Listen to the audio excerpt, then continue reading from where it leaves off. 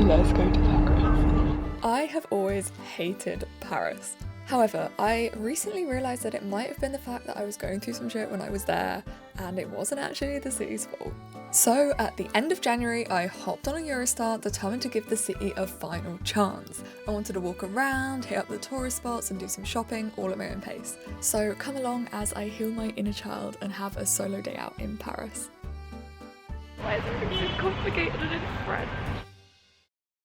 It's currently 5:10. I was going to use my Irish passport, but I'm so glad that I didn't because it means that I got a stamp.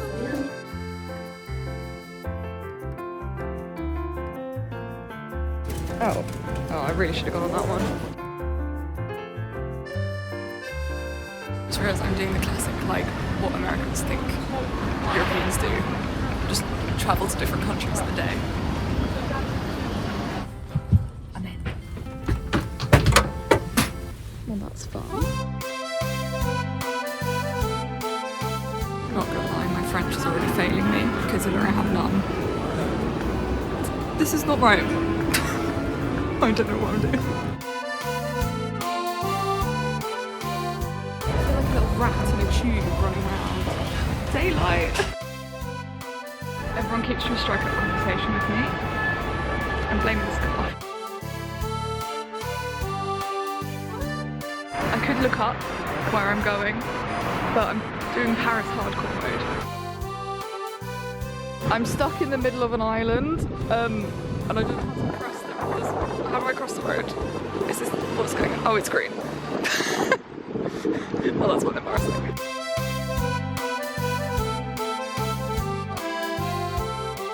I think I'm walking past all the embassies, or they're just like really enthusiastic about geography. Finally! There we go. I don't think this is the way into the moon. Why is everything so complicated and in French? You know, that's right. I'm not even kidding, I need to be down there. How am I up here? Oh, this is nice. Ah, Paris. Ah, Paris.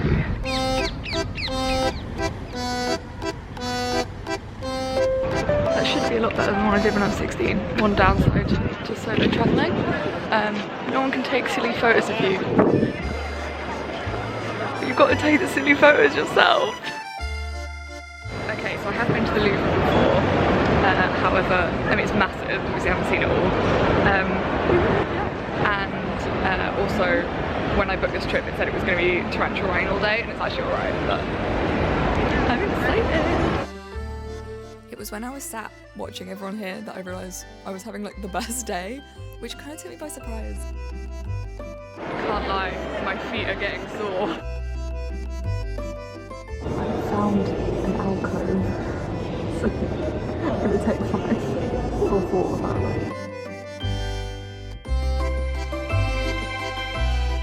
This always makes me laugh because why is it so tiny and then you have like the most insane painting I've ever seen in my entire life. I remember it being way smaller.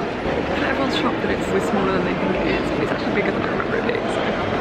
Does the Mona Lisa make anyone else think of Jonathan Bailey, or is that too niche? I thought that was one weirdly long arm. Obsessed with this guy. Right, I finally caved and oh, daylight, brilliant. I finally caved and put my glasses on because as much as they're giving me a headache at the moment, I just also can't see without them. So it's like headache or disorientation, and that was like the 3rd time I got lost today, so headache wins. Right, that was really good. I was there for a couple of hours and grabbed some lunch, and now I'm going to walk down the Seine and go see the outside of Notre Dame, and then also go and see where they filmed the Modern Family episode when they went to Paris.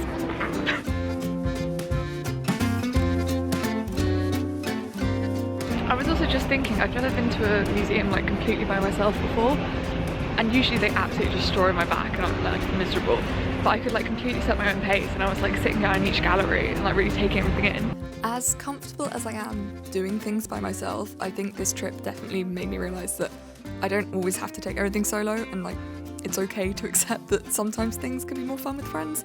I was having a great time, but like, just yapping to yourself, it ain't the same. Pay my respects to my main scoliosis guy. I was not gonna go in, but I think I actually have time, just about, because I feel like the line's moving pretty quickly. Pigeons flying around up there. And I just heard loads of people go, pigeon.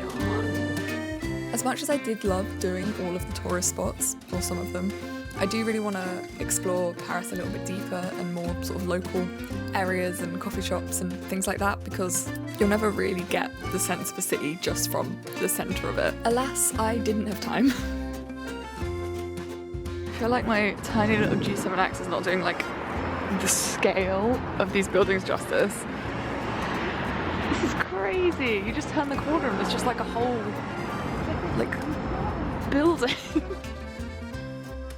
It looks so tiny. It's like right there. Why does it look so small? I just accidentally got one of these rechargeable ones. That was not what I wanted to do.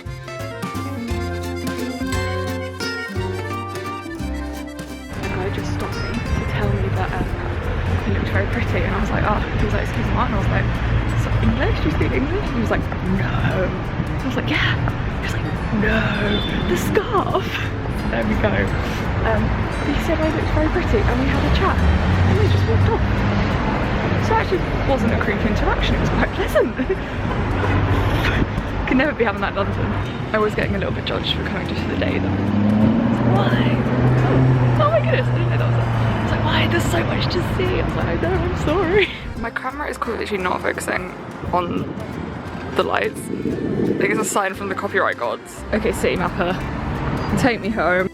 My takeaway from this trip has been never be afraid to try something you've already written off, unless it's really bad, because you'll never have the same experience twice. Eurostar terminal here is miles nicer than the Pax one. This is what fancy.